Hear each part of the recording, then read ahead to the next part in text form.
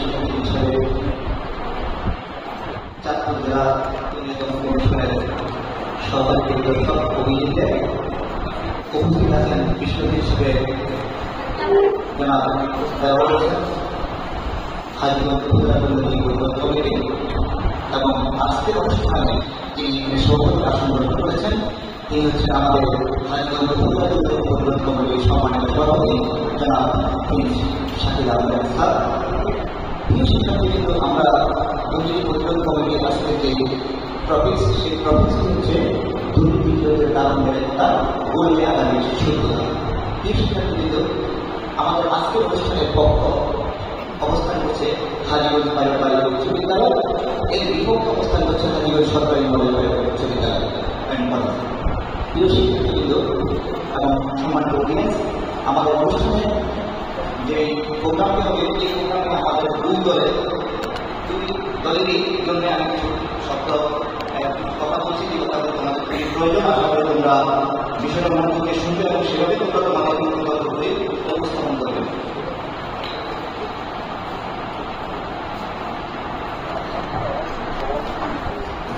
আমাদের উপস্থাপনা উপস্থাপনা পরিবেশন তোমাদের হচ্ছে 5 নাম্বার, ভাষা ব্যবহার হচ্ছে 5 নাম্বার, তথ্য ও তথ্য পরিবেশনা 10 নাম্বার, যুক্তি প্রয়োগ খণ্ডনে 5 নাম্বার, 25 নাম্বার। এরপরে তিনি দলটা তিনি উপস্থাপনা পরিবেশনের 5 নাম্বার পাবে, ভাষা ব্যবহার হচ্ছে 5 নাম্বার, যুক্তি ও প্রয়োগ খণ্ডনে 10 নাম্বার, মোট 20 নাম্বারের ব্যবস্থা আমাদের আছে। বলছে আমরা সমাধান পদ্ধতিতে এই প্রতিযোগিতায় অংশগ্রহণ করবো। আশা করি তোমরা প্রাণবন্ত করবে। আমাদের সম্মানিত লেখকমন্ডলীকে এই বিষয় করে মানে তথ্য নির্ভর বক্তব্য দিয়ে আমাদেরকে আসলে বিমোহিত করবে এই আশাবাদ ব্যক্ত করছি। আমি স্যারের অনুমতি নিয়ে শুরু করেছিলাম না। আমাদের আজকের অনুষ্ঠানটা আমি এখন শুরু করছি। প্রিয় শিক্ষার্থীবৃন্দ, আমাদের আজকের প্রথম বিদায়ী পক্ষ করে তিনি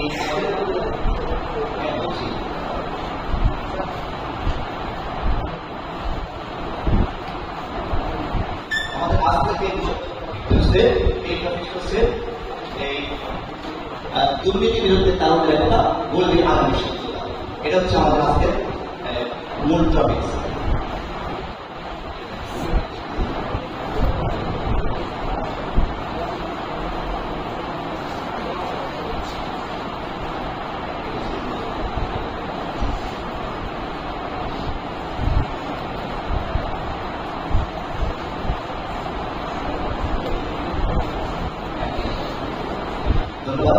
আমাদের হাজীগঞ্জ সরকারি বালিকা উচ্চ বিদ্যালয়, আমাদের এই হাজীগঞ্জ বালিকা উচ্চ বিদ্যালয় আমাদের বিপক্ষ দল। এখন প্রথম বক্তা হিসেবে আমি স্বাগত করছি ফাইরুল আলম, প্রথম বক্তা নবম শ্রেণী বিদ্যালয় ফাইরুল আলম। এখন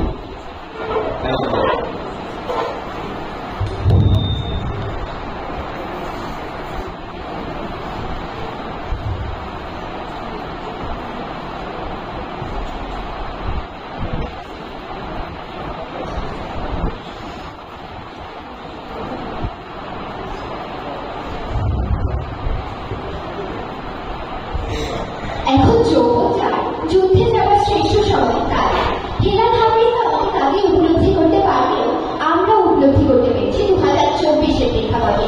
বাংলাদেশের জাতীয় জীবনে দুর্নীতি এমন একটি মহামারী যা শিক্ষা থেকে স্বাস্থ্য, প্রশাসন থেকে বিচার প্রতিটি স্তরে স্বীকার করতে সক্ষম হয়েছে।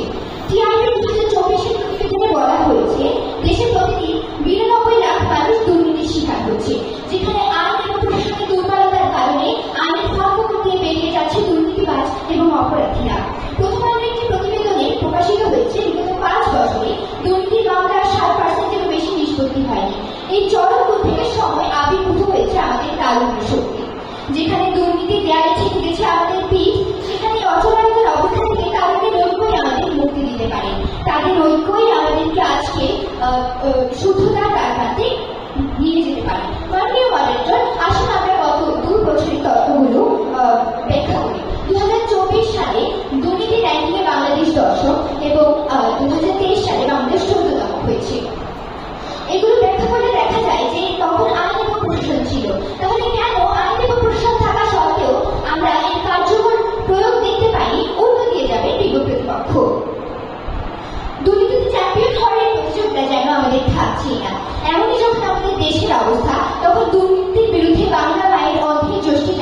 মনিরুল রায়। তাই আজকের প্রেক্ষাপটে বিতর্কের বিষয় নির্ধারিত হয়েছে দুর্নীতির বিরুদ্ধে তারুণ্যের একতা, গড়বে আগামী শুদ্ধতা। অত্যন্ত যুক্তিযুক্ত এবং বাস্তবিক কারণে আমি এবং আমার দল বিষয়টির পক্ষে বলছি। ধন্যবাদ মাননীয় মডারেটর, আমাকে আজকে বক্তব্য প্রদানের সুযোগ প্রদানের জন্য। আমি দলের প্রথম বক্তা হিসেবে বিষয়টি সুস্পষ্ট সংজ্ঞায়ন করে যাচ্ছি। আমার দ্বিতীয় বক্তা তত্ত্ব এবং তথ্যের মাধ্যমে যুক্তি সুস্পষ্ট করে যাবে এবং দলনেতা সমন্বয় করবে। আজকের বিতর্কের বিষয়ের দিকে দৃষ্টিপাত করলে আমরা সব মূল বিষয় দেখতে পাই, তা হলো দুর্নীতি, তারুণ্যের একতা এবং আগামী শুদ্ধতা। দুর্নীতি বলতে আমরা কি বুঝি? দুর্নীতি হলো নিজের স্বার্থের জন্য নিয়ম, আইন ও ন্যায় বিচারকে ভঙ্গ করে উন্নয়ন পথে বাধা সৃষ্টি করা। দুর্নীতি দমন কমিশন আইন 2004 অনুসারে ঘুষ, আত্মসাৎ, ক্ষমতার অপব্যবহার, স্বজনপ্রীতি, জালিয়াতি, অর্থ পাচার ইত্যাদি দুর্নীতির অন্তর্ভুক্ত। দুর্নীতির কারণ আইনের দুর্বল প্রয়োগ, প্রশাসনের দুর্বলতা এবং মানুষের লোভ। তারুণ্য বলতে আমরা কি বুঝি? তারুণ্য হলো যে কোনো ব্যক্তির মনে সৃষ্ট স্পৃহা, যা পরিবর্তনের আকাঙ্ক্ষা সৃষ্টি করে এবং জনগণকে ঐক্যবদ্ধ করে। এই স্পৃহা সাধারণত তরুণদের মধ্যেই বেশি দেখা যায়, যারা একই সুরে একই সংকল্প বাস্তবায়নের লক্ষ্যে কাজ করে। মাননীয় মডারেটর, আমরা তারুণ্যকে একটি ফ্রেমে বাঁচছি, বয়সের ফ্রেমে বাঁচছি না। আমরা বলছি তারুণ্য এক ধরনের স্পৃহা, যা যে কোনো 70 বছর বয়সী মানুষের মনেও তারুণ্য ধারণা সৃষ্টি করতে পারে। আর আমরা আগামী শুদ্ধতা বলতে বোঝাচ্ছি দুর্নীতি মুক্ত, অন্যায় মুক্ত একটি ব্যবস্থা, যেখানে রাষ্ট্রের প্রতিটি ক্ষেত্রে সংস্কার আনার মাধ্যমে নাগরিক অধিকারের সুপ্রাপ্তি ঘটবে। সামরিকভাবে সংজ্ঞায়ন করে আমরা দেখতে পাই, বর্তমান প্রেক্ষাপটে দুর্নীতির বিরুদ্ধে তারুণ্যের একতাই পারবে দুর্নীতিকে প্রতিরোধ করতে এবং আগামী শুদ্ধতা নিশ্চিত করতে। আমাদের যেসব প্রক্রিয়া আইনের প্রয়োগ কম, যেখানে কার্যকারিতা নেই, সেসব সিস্টেম বা প্রক্রিয়া সংস্কার করাই হলে সেসব সিস্টেম সংস্কার করাই হলো দুর্নীতির মূল লক্ষ্য, তারুণ্যের মূল লক্ষ্য। যেখানে ঘুষ ছাড়া আমরা এখন এক পাও বাড়াতে পারছি না, সেখানে তারুণ্য আজ এই দুর্নীতিমুক্ত বাংলাদেশ গঠনের নকশা প্রণয়ন করছে। আজ আমরা তারুণ্যকে বিকল্প মনে করছি। আমাদের যে তারুণ্যের আমরা আজ আমাদের যেখানে আমরা আজকে আইনের কার্যকর প্রয়োগ দেখতে পাচ্ছি না, প্রতিনিধিত্ব নিরপেক্ষতা দেখতে পাচ্ছি না, সেখানে আমরা তারুণ্যের শক্তিকেই বিকল্প মনে করছি। যেখানে স্বাধীনতার আগে এবং 54 বছর বয়সে আমরা 54 বছরে আমরা রাজনৈতিক দলগুলোর কোনো উল্লেখযোগ্য ভূমিকা দেখতে পাইনি, সেখানে তারুণ্যের বাস্তবায়ন করে দেখেছে, তারুণ্যই এই নীতি বাস্তবায়ন করে দেখেছে তাদের নেতৃত্বের মাধ্যমে। মাননীয় মডারেটর, তারুণ্যের একতা এবং পদ্ধতিগত নয়, আনতে পারে কাঠামোগত পরিবর্তন। যেমন ছাত্র জনতার আন্দোলন তোপের মুখে প্রথম এবং দ্বিতীয় শ্রেণীর সরকারি চাকরিতে কোটা পদ্ধতি বাতিল হয়ে যায়, নিয়োগ ব্যবস্থা উল্লেখযোগ্য পরিবর্তন আসে।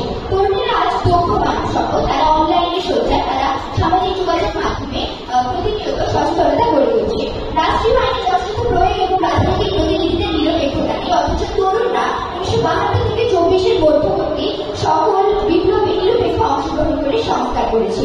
যাদের দ্বারা দুর্নীতি সংঘটিত হয়, আমরা কি তাদের দ্বারাই দুর্নীতি দমন করতে পারি? বাংলাদেশের শীর্ষ নেতৃবৃন্দ দুর্নীতিতে যখন জর্জরিত, যখন বাংলাদেশের সিস্টেমিক দুর্নীতিগ্রস্ত এবং অকার্যকর, তখন কিভাবে তারা বাংলাদেশকে দুর্নীতি মুক্ত একটি রাষ্ট্রে পরিণত করতে পারে? দুর্নীতি প্রকাশ করে তারুণ্য শক্তি, দুর্নীতির বিরুদ্ধে সোচ্চার হয় তারুণ্য শক্তি। কারণ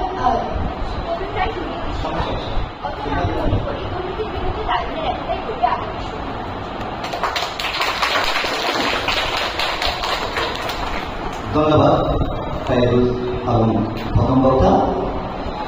আমরা এবার শুনব বিপক্ষ দলের প্রথম বক্তার বক্তব্য। আহ্বান করছি সাধারণ সরকারি মডেল স্কুলের শিক্ষার্থী হুসাইন মুবিন ফুয়াদ। বিপক্ষ দলের বক্তব্য।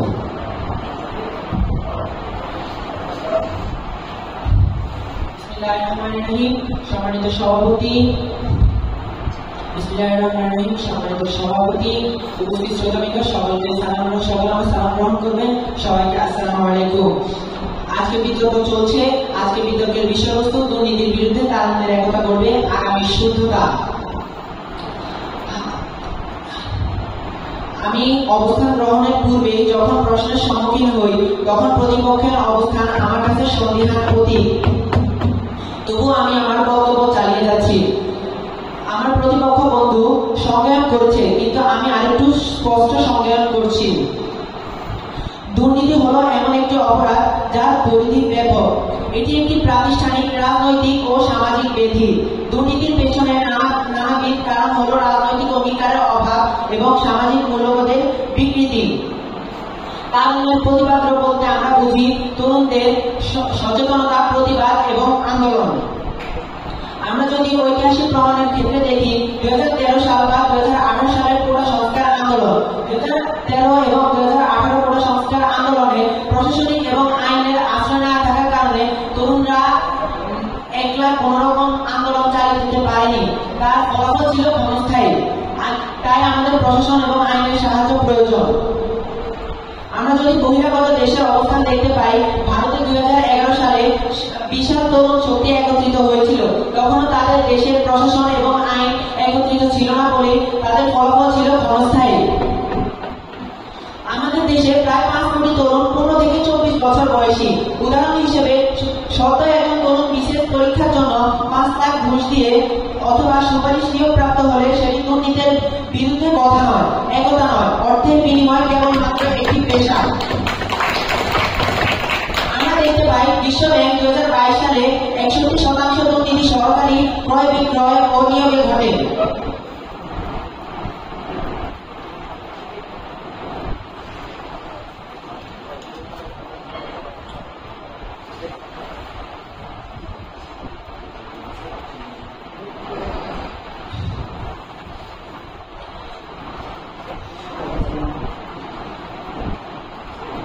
অতএব মাননীয় মডারেটর, আমরা এর ফলে দেখতে পাই যে তরুণরা কোন রকম প্রশাসন এবং আইনের আশ্রয় ছাড়া কখনোই তারা দুর্নীতি নির্মূল করতে পারবে না। আমরা দুর্নীতির মধ্যে শুধুমাত্র ঘুষ এবং অনিয়ম যদি পরিলক্ষিত করতে পারি, তবে সেটা হবে আমাদের বোকামি।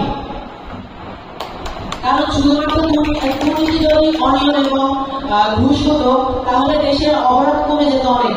আমরা বাংলাদেশ বিশ্ব সূচকে 125তম অবস্থান করছি। কেন আমরা এরকম একটা অবস্থানে আছি? কারণ আমাদের তরুণ এবং আইন একত্রিত নয়।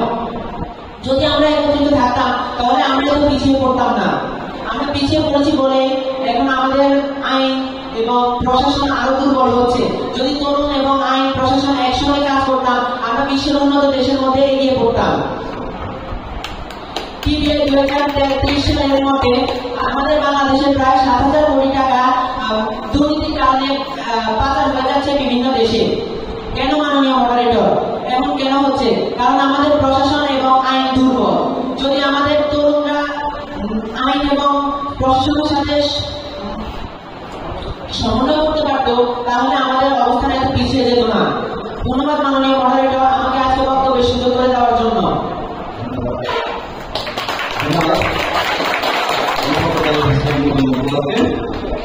আমরা আসলে উপস্থাপনা শুনছি থেকে। এবারে আমরা আহ্বান করছি পক্ষের দ্বিতীয় বক্তা যারা মিয়া সুমাইয়া, পক্ষের দ্বিতীয় বক্তা।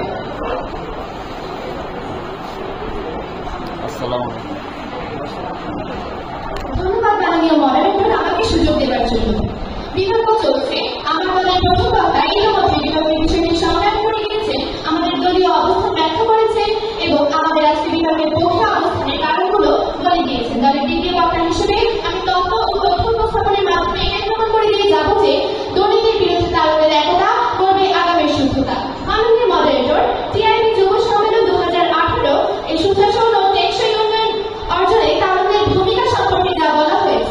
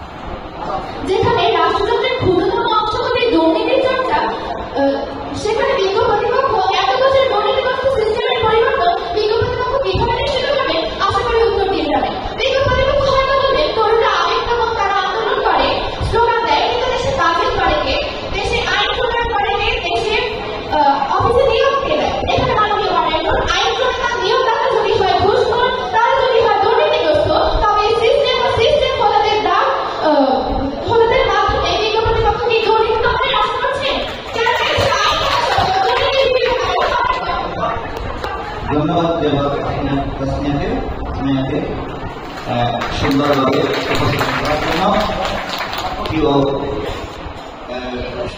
সম্মানিত বিচারক এবং আমাদের উপস্থিত দর্শক শ্রেণী যারা আছো, এই জন্য আমরা দ্বিতীয় বক্তা বক্তব্য শুনব আহমেদ সালিহি। দ্বিতীয় বক্তা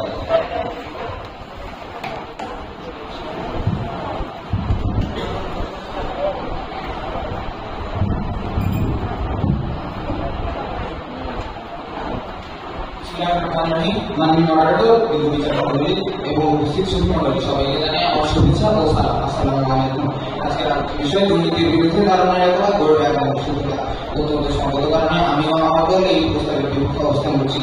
আমি বিপক্ষ দলের হয়ে দাঁড়িয়ে বলতে চাই, কেবল ধারণাটাই দুর্নীতি দমনে যথেষ্ট নয়। দুর্নীতির বিরুদ্ধে ধারণাটা ধারণাটি সুন্দর হলেও বাস্তবিকও কার্যকরের মতো দুর্নীতি দমনের একমাত্র ওষুধ হলো তরুণদের একত্রিত হওয়া। কিন্তু আমরা যে অবস্থা দাঁড়িয়ে আছি, দুর্নীতি একটি ওষুধ নয়, এটি একটি মহামারী।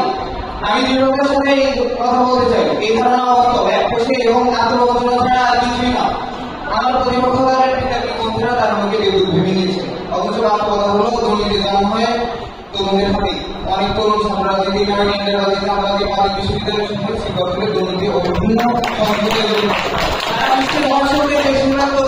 এভাবে তরুণদের এক বছর দুর্নীতির অন্যতম তালিকা থাকবে না। দুর্নীতির সঙ্গে জড়িত প্রায় সমাজের সাথে শক্তিশালী এবং প্রভাবশালী মানুষ, তাদের রয়েছে অর্থ, ক্ষমতা ও রাজনৈতিক প্রভাব। এই শক্তিকে মোকাবিলা করার জন্য কারণে নৈতিক শক্তি যথেষ্ট নয়। তার কথা এই শক্তিকে চ্যালেঞ্জ রাখতে পারে, কিন্তু দুর্নীতির এই সম্পূর্ণভাবে নির্মূল করতে পারে না। সম্পূর্ণভাবে নির্মূল করার জন্য সরকারি ও বেসরকারি সকল পর্যায়ে আইনের ব্যবস্থা করতে হবে। আজকের জন্য সমাজের পরামর্শ ইউটিউবে লাইভ কমেডি দেশের জন্য বিরুদ্ধে কার্যকর পদক্ষেপ সামাজিক সক্রিয় তাদের আবাসন প্রতারণা বা ব্যাংকের মতো অনৈতিক কাজে জড়িয়ে পড়ে, যা এক ধরনের ডিজিটাল দুর্নীতি বা সাইবার ক্রাইম। তাহলে যেহেতু নিজেদের সময় ব্যবহার করছে সোশ্যাল মিডিয়ার পিছনে, তাদের সত্যি দুর্নীতির বিরুদ্ধে সমাধান করে তুলতে পারবে নাকি সে আজকে তাদের বাস্তব সমস্যার মুখোমুখি অর্থন করে রাখবে। তাদের মাঝে আগে উদ্দীপনা সততা থাকলেও তাদের অভিজ্ঞতার অভাব থাকতে পারে। দুর্নীতি অনেকটি জটিল প্রক্রিয়া, যার জন্য প্রয়োজন জ্ঞান, কৌশল এবং বাস্তব অভিজ্ঞতা তরুণের মাঝে একতা থাকতে পারে। কিন্তু সবচেয়ে গভীর গিয়ে মূল্য পাঠন করার জন্য প্রয়োজনীয় দক্ষতা এবং জ্ঞানের অভাব লক্ষ্য করা যায় তাদের মাঝে। বিদ্যুৎ প্রতিপক্ষ আপনাদের কথা শুনে মনে হলো যে আপনারা দুর্নীতির বিরুদ্ধে নেই, বরং বাস্তবতার বিরুদ্ধে লড়াই করছেন।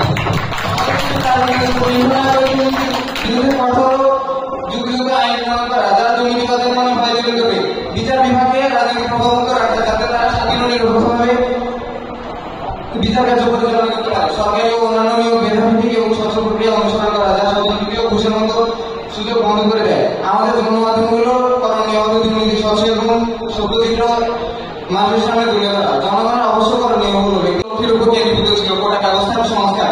এটি দুর্নীতির মতো একটি বহুমাত্রিক এবং জটিল সমস্যার মতো নয়, যা সমাজের প্রতিটি স্তরে ছড়িয়ে আছে। বিদ্যুৎ প্রতিপক্ষ আপনারা যে তরুণের উপর নির্ভর করে আছেন, আচ্ছা বলুন তো কি রাস্তায় তরুণদেরকে কি দুর্নীতি বাজার ভয় পাবে?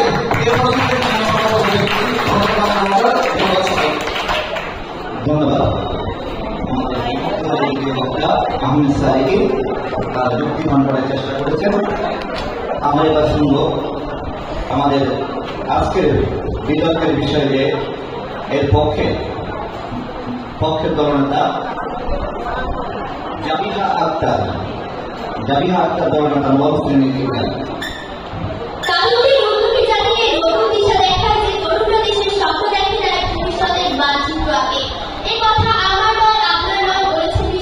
রবীন্দ্রনাথ ঠাকুর আগের দুই বক্তা আমাদের প্রেক্ষাপট ব্যাখ্যা করে গিয়েছেন এবং আমাদের যুক্তিগুলো উপস্থাপন করেছেন। আমার দ্বিতীয় বক্তা যুক্তিগুলো উদাহরণ সহ দেখানোর চেষ্টা করেছেন। আমি তাদের সাথে সংযুক্তি রেখে বলতে চাই, স্বাধীনতার গত 54 বছরে আইন, রাজনৈতিক কাঠামো, দুর্নীতি দমন পরিষদ সবই ছিল, তবে কেন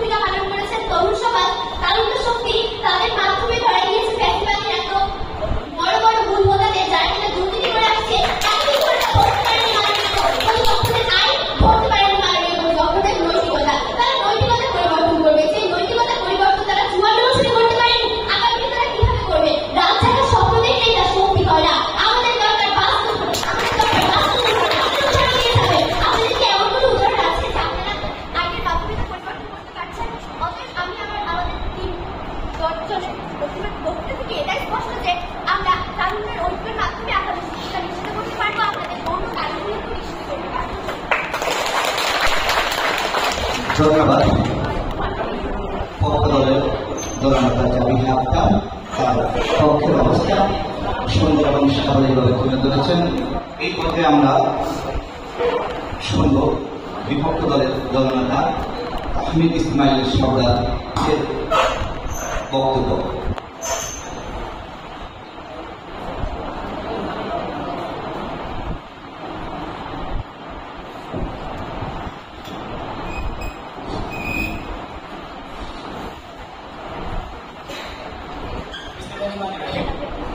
সম্মানিত মডারেটর, মাননীয় সভাপতি এবং আগে উপস্থিত এবং বিজ্ঞ বিজ্ঞানীবৃন্দ, সকলকে আমার শ্রেষ্ঠ সালাম। আসসালামু আলাইকুম। বিতর্ক চলছে। আজকে বিতর্কের বিষয় দুর্নীতির বিরুদ্ধে তারুণ্যের একতা, গড়ে আদায়ের স্বচ্ছতা। সংযোগের কারণে আমি এবং আমাদের বিপক্ষে অবস্থান করেছি এবং আমাদের প্রশ্নের উত্তরে তাদের অবস্থানের মাধ্যমে এটি স্পষ্ট হয়ে গেছে। আমি একটু আমার বক্তাদের অবস্থাগুলো আরেকটু পরিষ্কার করছি এবং বিতর্কী বন্ধুদের প্রশ্নগুলোর উত্তর দেওয়ার চেষ্টা করছি। মাননীয় মডারেটর, লক্ষ্য করুন, টিআইবি 2023 সালে সমীক্ষা করছে বাংলাদেশের 73% মনে করে কোন ধরনের দুর্নীতি বিরোধী আন্দোলন রাজনৈতিক সমর্থন ছাড়া সম্ভব নয়। তাহলে মাননীয় মডারেটর, আমি কিভাবে বিশ্বাস করবো যে 73% মনে করে রাজনৈতিক সমর্থন প্রয়োজন, আমি তাদের একতা দিয়ে দেশ বদলের গল্প লিখবেন? এটা সম্ভব নয়। মাননীয় স্পিকার, প্রথম বক্তা বলে গেছেন ক্ষমতায় শীর্ষে না থাকে তারা নাকি দুর্নীতিগ্রস্ত। তাহলে কি আপনি ক্ষমতার আসলে পরিবর্তন আনবেন? ক্ষমতার ব্যবস্থা বিলুপ্ত করে দেবেন? না মাননীয় মডারেটর, ক্ষমতায় সঠিক এবং যোগ্য লোককে ব্যবহার করতে হবে। তারা বলেছেন তরুণকে ব্যবহার করতে হবে। যেখানে বাংলাদেশের রাজনৈতিক ব্যবস্থাপনা ধ্বংস মাননীয় স্পিকার, সেখানে কিভাবে তরুণরা রাজনৈতিক শীর্ষে যাবে আমার জানা নেই। যেখানে রাজনৈতিক নেতৃত্বের আবির্ভাব করতে হলে প্রয়োজন টাকা, প্রয়োজন সিন্ডিকেট, প্রয়োজন কেন রাজনীতি, সেখানে আপনি কিভাবে তরুণের নেতৃত্বে বিকাশ করবেন? প্রশ্ন থেকে যান। মাননীয় মডারেটর, 24-এর কোনো অবস্থানে সফল হয়, কেন সফল হয়েছে তার আপনারা বলছেন কারণ এই গ্যাসের কারণে সফল হয়েছে। রাজনৈতিক সমর্থন ছাড়া কি সফল হয়েছে?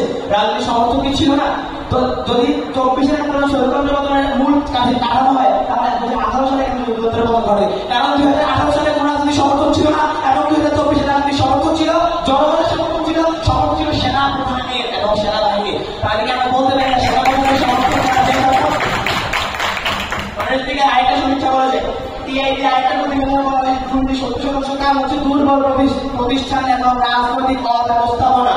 তাহলে যে দুর্বল প্রতিষ্ঠানের রাজনৈতিক অব্যবস্থাপনাকে আপনি ঠিক না করে পরিবর্তন করতে পারবেন না, সুস্থতা নির্ণয় করতে পারবেন না। অবস্থান গ্রহণের পূর্বে কখন কথা যখন আমার পিতাকে কখন কথা থেকে প্রশ্ন চলে আমাদের অবস্থান নিয়ে সন্দেহ হয়। আমার পক্ষ দলের বন্ধু যখন তার অবস্থায় প্রকাশ করা তখন যখন প্রশ্ন শুনতে হয় তখন মনে হয় মুখস্থ বিদ্যা হচ্ছে আপনি মঞ্চে এসে।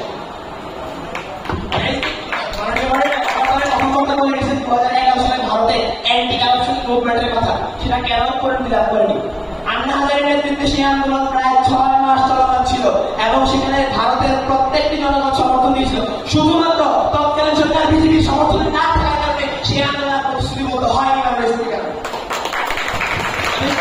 বলে যাই বাংলাদেশের দুর্নীতি যে 120% খারাপ, সেটা শুধুমাত্র তারুণ্যের পক্ষে সমাধান করা সম্ভব নয়। কেন সম্ভব নয়? কারণ বাংলাদেশে 120% দুর্নীতির খাত হচ্ছে সরকারি টেন্ডার, যে টেন্ডারের কারণে ভূমিকা নিষ্ক্রিয়। কারণ টেন্ডারের সময় তারুণ্যের অবস্থা থাকে না। মাননীয় স্পিকার, বিষয়টা লক্ষ্য রাখবেন। আমাদের দেশে 5 কোটি তরুণ আমরা কথা বলছি, কিন্তু 5 কোটি তরুণের মধ্যে 1 কোটি তরুণ মাদকাসক্ত।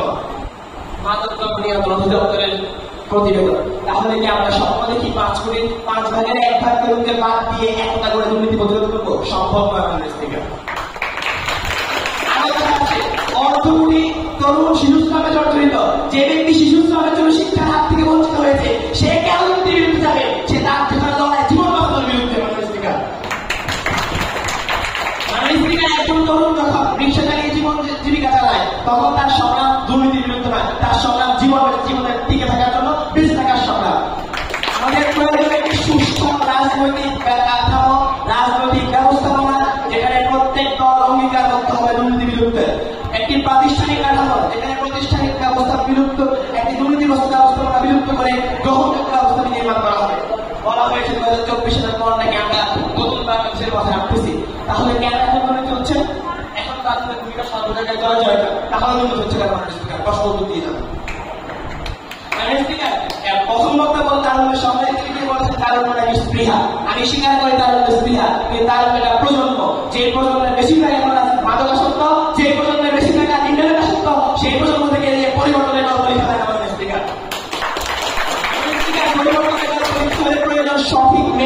সঠিক মনন এবং সমন্বয় এবং সমন্বয়। কার সমন্বয়? সমন্বয় হচ্ছে রাজনৈতিক প্রতিষ্ঠান, সমন্বয় হচ্ছে প্রাতিষ্ঠানিক ব্যবস্থাপনা, সমন্বয় হচ্ছে শিক্ষা প্রধানের। আপনি যদি বলেন শিক্ষা খান আমাদের অনেক এই সব বলতে দেবে, অভিজ্ঞতা কোথায় হবে? অভিজ্ঞতার অভাবে 2013 সালের আন্দোলন টিকে নাই, অভিজ্ঞতার কারণে 2018 সালের আন্দোলন টিকে নাই। ঠিক আছে কোনটা? 2024-এ, যেখানে দীর্ঘ 10 বছরের অভিজ্ঞতাকে কাজে লাগিয়ে রাজনৈতিক সমর্থন নিয়ে 24-এর গণ অভ্যুত্থান করেছে। আচ্ছা, বলা হয়েছে 24-এর গণ অভ্যুত্থানের নাকি তার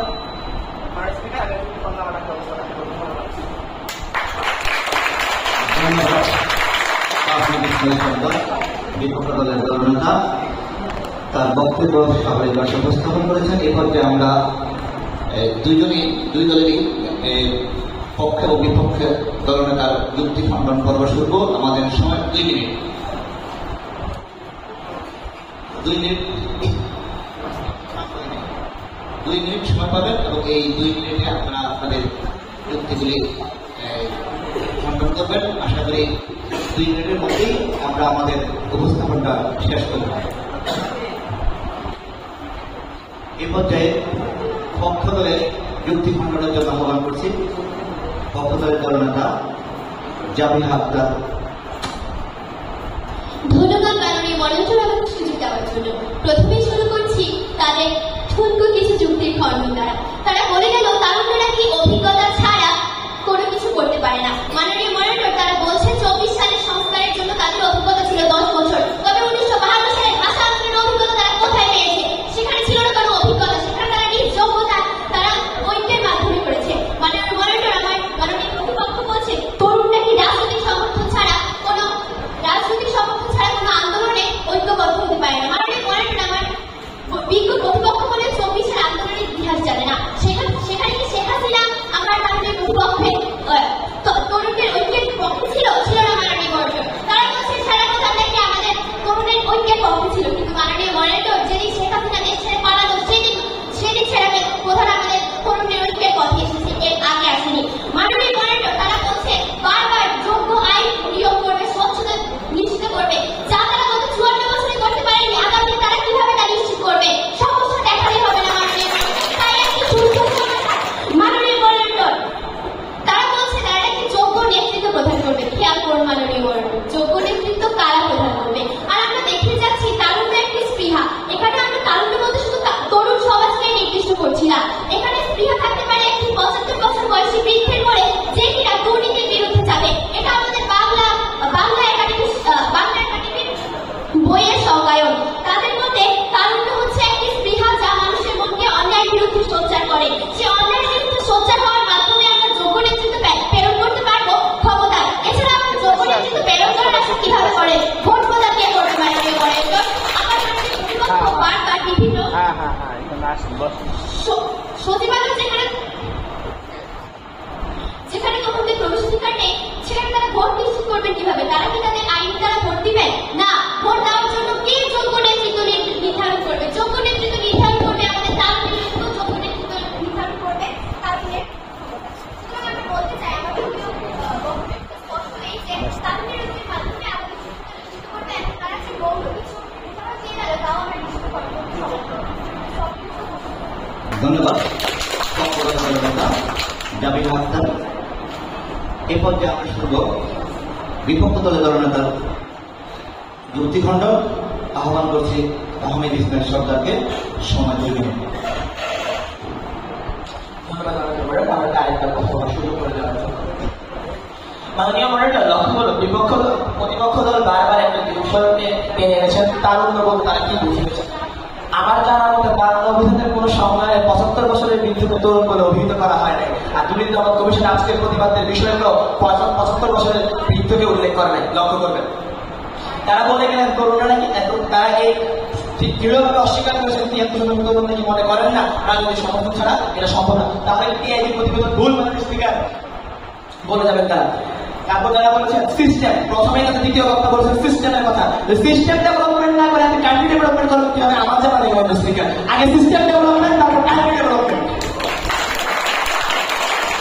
তারা বলেছেন 52 71 পলিসির আন্দোলনের পরিবর্তন, সেখানে কি দুর্নীতি প্রতিরোধ হয়েছে? সরকার ব্যবস্থাপনার পরিবর্তন হয়েছে, রাজ ক্ষমতার পরিবর্তন হয়েছে, সরকারের পরিবর্তন হয়েছে, দুর্নীতির পরিবর্তন হয়নি। তারা বলে গেলেন সচিবালয় নাকি তরুণদের যাওয়ার অধিকার নেই। কেন নেই? বাংলাদেশের সাংবিধানিক অনুযায়ী একজন নির্বাচিত জনপ্রতিনিধি যিনি জনগণের সমর্থন নিয়ে সরকারে যাবে তিনিই হবেন জনপ্রতিনিধি। তাকে তার জন্য কি করতে হবে? নির্বাচনে অংশগ্রহণ করতে হবে। বাংলাদেশের স্বীকৃত আইন অনুযায়ী 25 বছরের যে কোনো নাগরিক নির্বাচনে অংশগ্রহণ করতে পারে এবং 18 বছরের যে কোনো ঊর্ধ্ব যে কোনো নাগরিক ভোট প্রদান করতে পারে। তারা জনসংখ্যার সংসদে যান, সংসদ পরিবর্তন করেন, আমাদের কোনো আপত্তি নেই। 54 বছরে আমরা কিছু করতে পারিনি, সমস্যা আস্তে আস্তে টেনে গেল। 54 বছর কি তরুণ ছিল না? তার আগে গিয়েছিল, তারপরে গিয়েছিল। 54 বছরে কোনো আন্দোলন হয়নি বাংলাদেশে, তাহলে মূল সামগ্রিক বিষয়টা দেওয়া হচ্ছে সিস্টেম ডেভেলপমেন্ট, একটা সঠিক রাজনৈতিক কাঠামো এবং রাজনৈতিক সদিচ্ছা এবং সঠিক দিক নির্দেশনার মাধ্যমে একটি তরুণ প্রজন্মকে গ্রহণযোগ্য ছাত্রছাত্রীর মধ্যে নিয়ে নেতৃত্ব বিকশিতের মাধ্যমে আমরা দুর্নীতি পরিবর্তন করতে বদ্ধপরিকর। আমরা স্বীকার করে তাদের শক্তি, তাদের একটি গ্রহণযোগ্য শক্তি, যার নেতৃত্ব আসা প্রয়োজন, যার নেতৃত্বের পিছনে থাকবে রাজনৈতিক শিক্ষা, রাজনৈতিক অধিকারের প্রমাণ। ধন্যবাদ।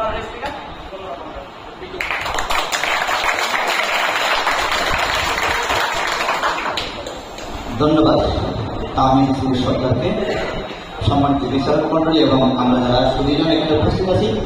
আমরা শুনলাম পক্ষ দলের যুক্তিপূর্ণ উপস্থাপন। আমরা এখানে এই দারুণের যেমন অবস্থান পেয়েছি তেমনি বাংলাদেশের সকল সেক্টরের কথা উঠে এসেছে পক্ষ দলের উপস্থাপনায়।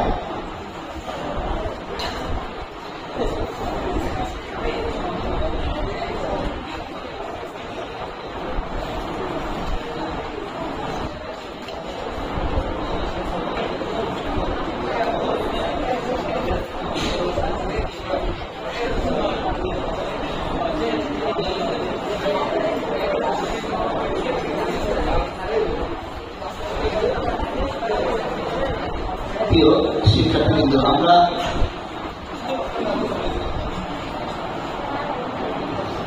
আমরা পক্ষ এবং বিপক্ষ দলের যুক্তিতর্ক শুনলাম এবং প্রাণবন্ত একটি অনুষ্ঠানের আমরা শেষের প্রান্তে। প্রিয় শিক্ষার্থীবৃন্দ, আমরা এখন তোমাদের সামনে নাস্তা বিতরণ করবো। পরবর্তীতে আমাদের সম্মানিত অতিথিদের দুটি কথা বলে আমরা তোমাদের ফলাফল ঘোষণা করবো এবং পুরস্কার বিতরণ করবো ইনশাআল্লাহ। সেই সম্পর্কিত তোমরা আমাদেরকে সহযোগিতা করার জন্য আহ্বান করছি।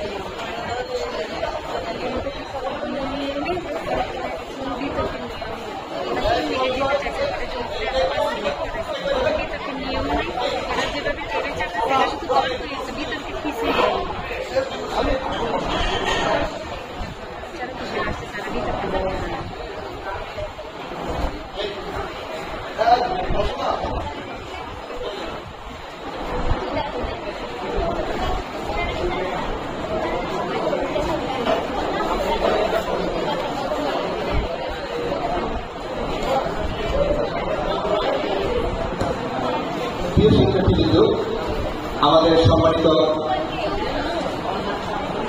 প্রধান অতিথি আমাদের আজকের অনুষ্ঠানে এসে উপস্থিত হয়ে আমাদেরকে আসলে অনুষ্ঠানকে সফল করতে সর্বাত্মক সহযোগিতা করেছেন। আমরা কর্তৃপক্ষের পক্ষ থেকে ওনার প্রতি চিরকৃতজ্ঞ থাকবো। তার প্রতি আমি এখন আহ্বান করছি আমাদের আজকের অনুষ্ঠানের সম্মানিত প্রধান অতিথি যারা জালালুদ্দিন চৌধুরী হাত উপজেলা হিসেবে পেশার ভারপ্রাপ্ত স্যারকে বক্তব্য উপস্থাপন করার জন্য আহ্বান করছি। ধন্যবাদ। সঞ্চালককে আমাকে সুযোগ দেওয়ার জন্য। আচ্ছা, একটু অসুবিধা নাই, প্রতিযোগিতা তো শেষ, এখানে সবার মনোযোগ এখন ফলাফলের দিকে। এর ভিতরে আমাদের ফলাফল প্রস্তুত হওয়ার সময়ের ভিতরে একটু আপনার কথা বলে দিই, যাতে আমার একটু তাড়াও আছে, তাহলে ফলাফল ঘোষণা করে চলে যেতে হবে। এর মাঝে তোমাদের সাথে একটু কথা বলে নিই। অনেকদিন পরে আমাদের প্রশাসনিক ব্যস্ততা, তারপরে ভূমি ব্যবস্থাপনার কার্যক্রম এগুলো করতে করতে আমরা বিভিন্ন সময় মানে যখন ক্লান্ত শ্রান্ত তখন এরকম একটা পরিবেশে এসে আমাদের যে শৈশবকালের স্মৃতি, আমরা এক সময় তোমাদের মতো প্রতিযোগিতাগুলোয় অংশগ্রহণ করেছিলাম। তবে আমার কাছে যেটা মনে হচ্ছে যে আমাদের সময় যেটা ছিল, মানে আমরা তো মনে মতো হয়তো এত স্মার্টলি, এত সুন্দরভাবে, এত অল্প বয়সে এত সুন্দর বিতর্ক প্রতিযোগিতা মানে উপহার দিতে পেরেছি বলে আমি মনে করি না আর কি। আমিও এরকম ছিলাম, গ্রামের স্কুলে ছিলাম, আমাদেরও ছোটখাটো পরিসরের পর্যন্ত, কিন্তু তোমাদের মধ্যে এত সুন্দর হয়নি। ঠিক আছে? আচ্ছা, বিতর্ক প্রতিযোগিতা নিয়ে এই এখন আর তোমরা হিসাব করে, হিসাব তো এখানে চলতেছে, তোমাদের হিসাবে হবে না। শুনো, একটু কথা শুনো। হ্যাঁ, সবসময় তো শিক্ষকদের ক্লাসের লেকচার শুনো, এখন তো বাইরের একজন অতিথির কিছু গল্প শুনো নাকি?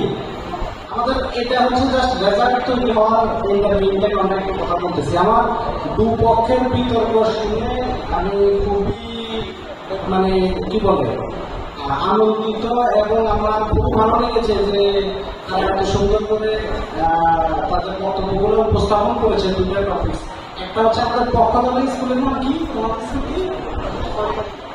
হাজীগঞ্জ পাইলট বালিকা উচ্চ বিদ্যালয়, আর বিপক্ষ তোমাদের স্কুলের নাম কি? এটা হচ্ছে হাজীগঞ্জ পাইলট বালিকা, আর তোমাদের হচ্ছে হাজীগঞ্জ সরকারি model pilot high school and college. নাম তো দুপক্ষের বক্তব্য, বিষয়টা অনেক জটিল ছিল।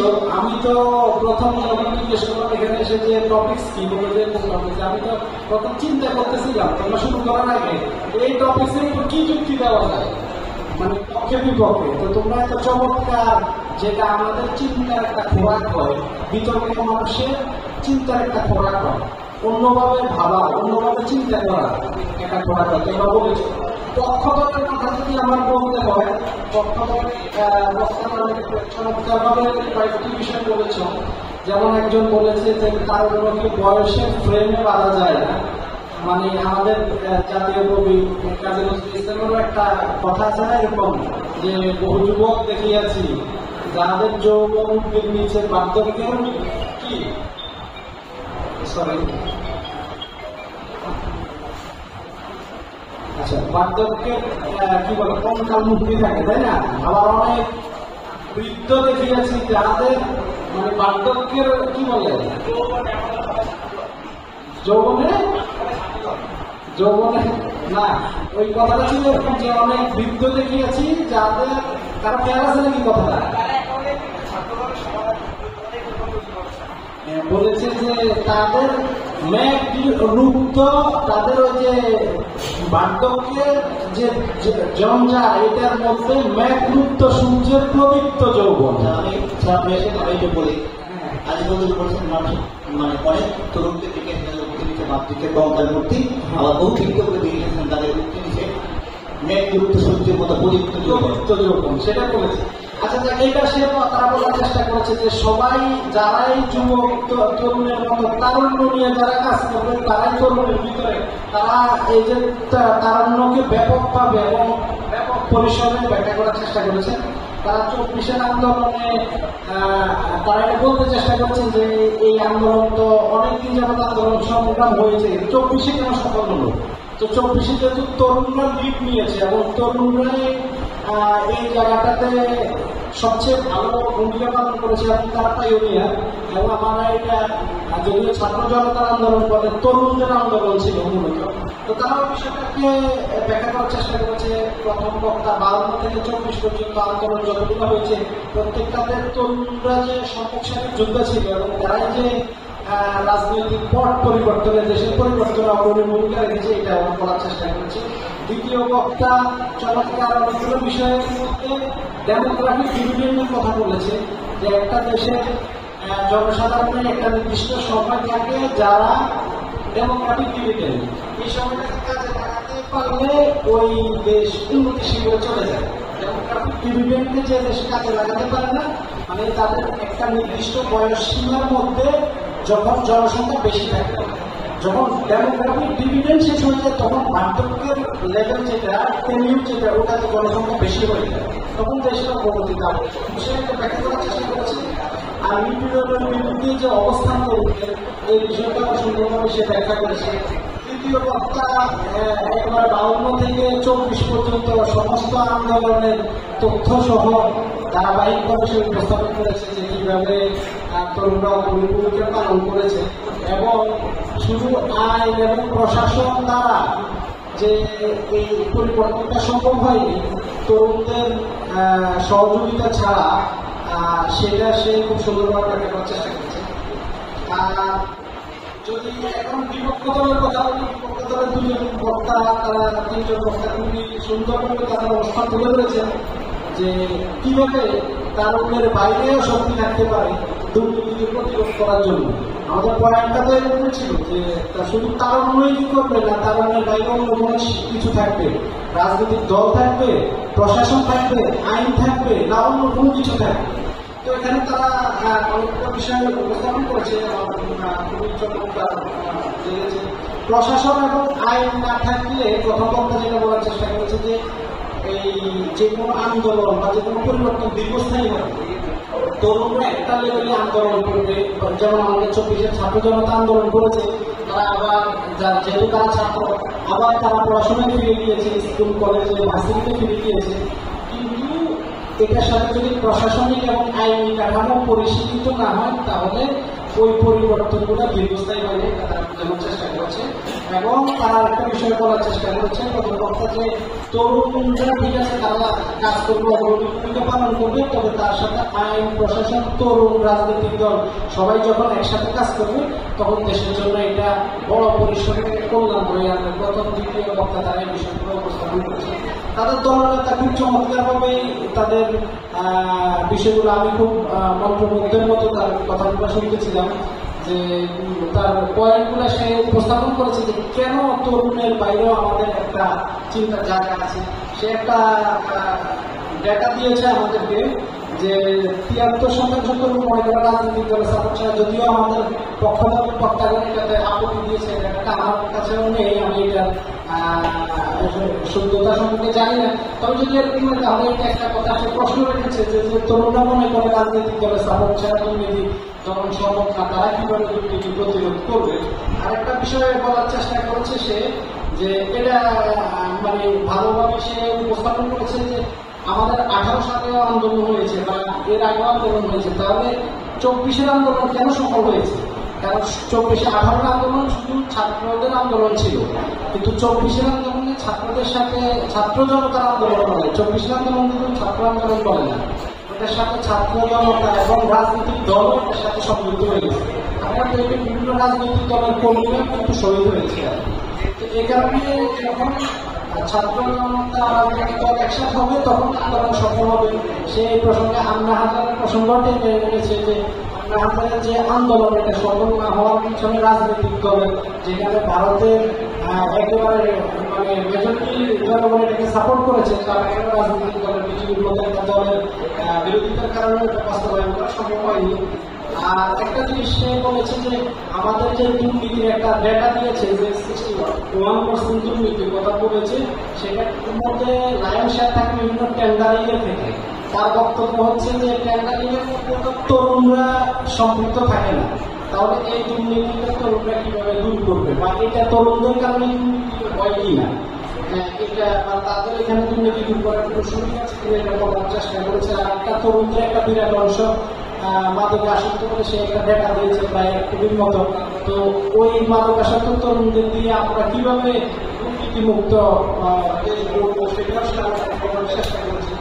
সাথে সাথে সে এটার পরিবর্তে বরং একটি সুন্দর পরিশীলিত রাজনৈতিক কাঠামোর কথা বলেছে, নতুন বন্দোবস্তের কথা বলেছে, যেটা তারা আমাদের দেশের পরিবর্তন হতে পারে। সেটা তরুণ, যুব, বৃদ্ধ সবাইকে নিয়ে আমাদের ওই বন্দোবস্তটা হবে।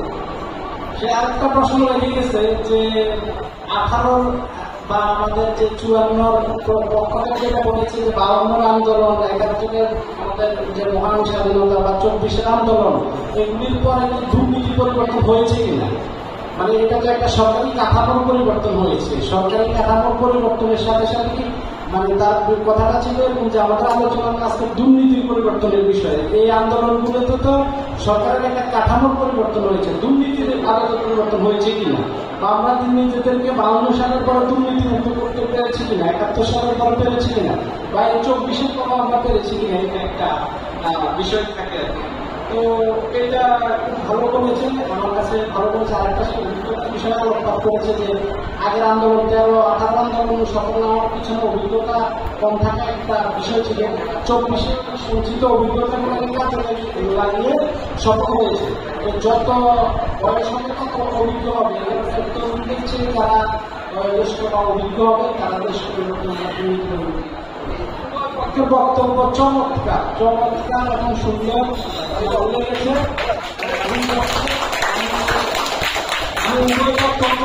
ধন্যবাদ, সাধুবাদ জানি সবাই ভালো করেছে, সবাইকে মোবারকবাদ, সাধুবাদ। তবে একটা স্পেশাল হচ্ছে পক্ষদলের 3 জনই সমান হারমোনিতে সিনক্রোনাইজের সহিত সুন্দরভাবে তারা উপস্থাপন করেছে। বিপক্ষ দলের দলনেতার যুক্তিগুলো চমৎকার ছিল। ঠিক আছে, সবাইকে ধন্যবাদ। আচ্ছা, কাঙ্ক্ষিত ফলাফল আমাদের হাতে চলে এসেছে নাকি?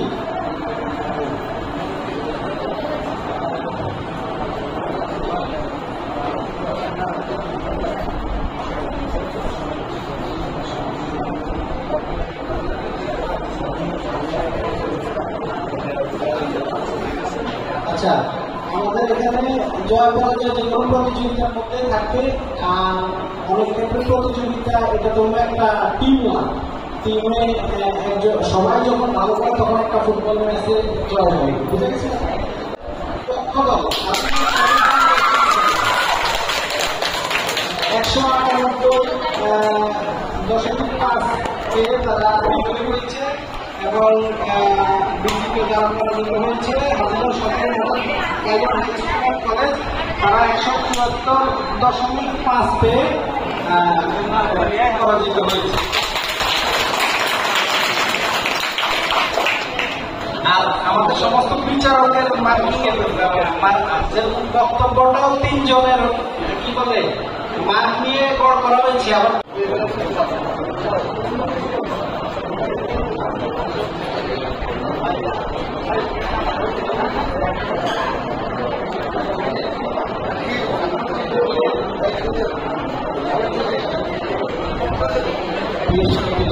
আমরা এখন পুরস্কার করে দেব।